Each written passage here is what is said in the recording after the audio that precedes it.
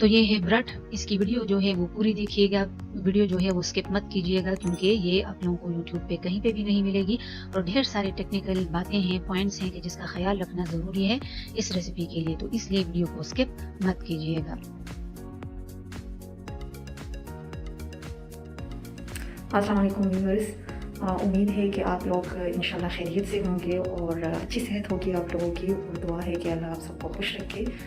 अच्छा, आज जो रेसिपी शेयर करने वाली हूँ उसका नाम है ब्रटान, और मुझे तो ये चीज़ बहुत ज़्यादा पसंद है और इसके लिए मैंने बहुत ज़्यादा मेहनत की कि इसकी मुझे कोई ऑथेंटिक जो रेसिपी है वो मिल जाए और वो सही से बन जाए। तो मैं तो बहुत ज़्यादा खुश हूँ क्योंकि मैंने इसको बनाया और घर वालों ने इसको खाया है और बहुत ज़्यादा अप्रिशिएट किया है।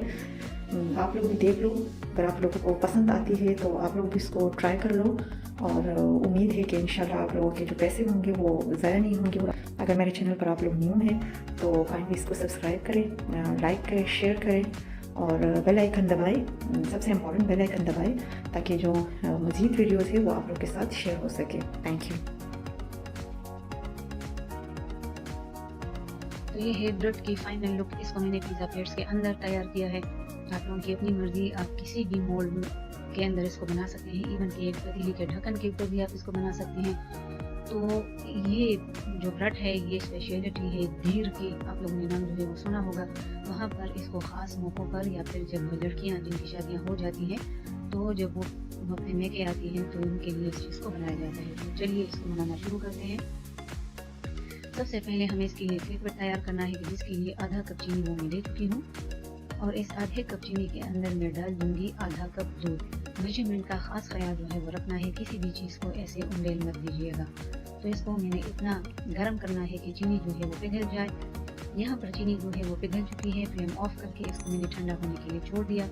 और इधर कुछ कोयले हैं कि जिसको मैंने लोहे की पुरानी प्लेट के ऊपर मैंने डाल दिया और नीचे मैंने आग जला दी ताकि ये दहकने लगे। कोयलों को हमें जलाना है, तो यहाँ पर ये इसने जलना जो है वो शुरू कर दिया है। तो मैं बाकियों को भी इसी तरह से रहने दूंगी कि ये जलने लगे।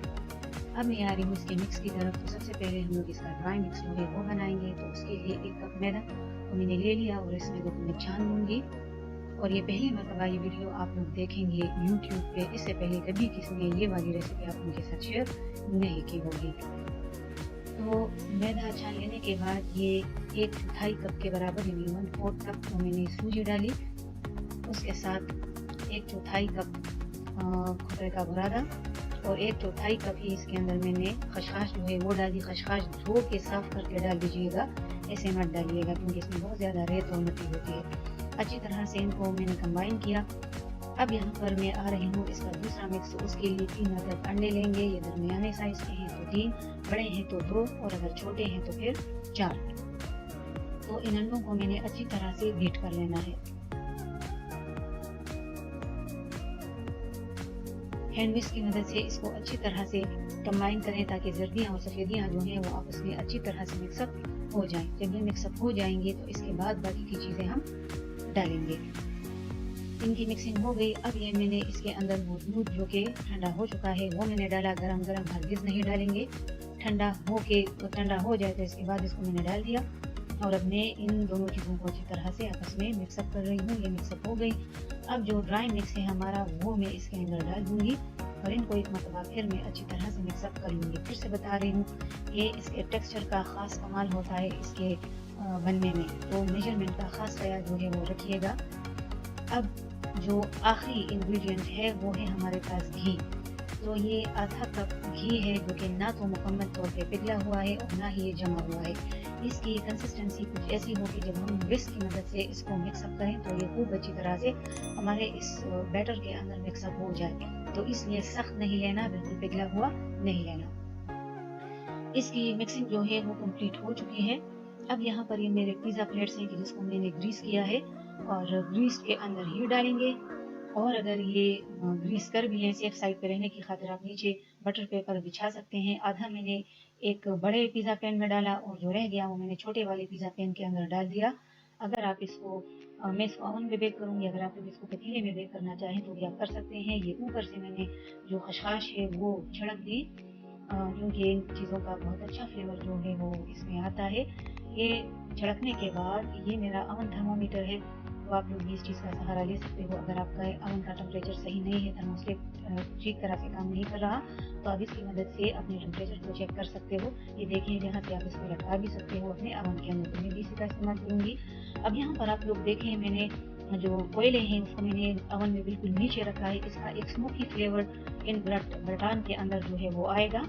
और ये जो ओवन थर्मोमीटर है तो उसके टेम्परेचर बहुत कम शो हो रहा है, हालांकि जो ओवन है उसका टेम्परेचर मैंने 160 रखा है। 160 पे ही इसको हमें बेक करना है 1 घंटे के लिए, या जब तक ये बाहर से कड़क ना हो जाए और गोल्डन कलर ना जाए। इनका बाहर से कड़क होना ज़रूरी है, ये इसकी ख़ास बात है। अब यहाँ पर आप लोग देखें, ये कड़क हो चुके हैं नीचे से भी और ऊपर से भी। तो इसका ओवन जो है वो मैंने बंद कर दिया, और ये नीचे देखें कोयले जो हैं वो भी तकरीबन जल ही चुके हैं। तो अब इसको मैं निकालूंगी और इसको मैं ठंडा होने के लिए छोड़ दूंगी। यहाँ पर आप लोग इसको देखें, इसका जो टेक्सचर होता है, इसका जायका, इसमें किसी किस्म का एसेंस, बेकिंग पाउडर वगैरह नहीं जाते, लेकिन इसका जो जायका होता है वो बहुत ज़बरदस्त होता है। ये केक की तरह नहीं होता, ये बिस्किट्स की तरह नहीं होता। ये बाहर से कड़क होते हैं और ये अंदर से कदरे सॉफ्ट होते हैं। तो उस वक्त तक इसको बेक करना होता है जब तक कि ये टेक्सचर आप लोगों को मिल नहीं जाता, इसलिए 1 घंटे तक इसको बेक किया जाता है 160 डिग्री सेंटीग्रेड पे। ओवन आपका पहले से गर्म होना चाहिए। ठंडे ठंडे ओवन के अंदर इसको हम नहीं डालेंगे। जब आप लोग इसको अपने घरों में ट्राई करें तो फीडबैक ज़रूर दीजिएगा कि आप लोगों को ये रेसिपी कैसी लगी। अगर पसंद आती है तो लाइक करें, शेयर करें, चैनल पर नए हैं तो सब्सक्राइब करें। वीडियो देखने के लिए बहुत बहुत शुक्रिया।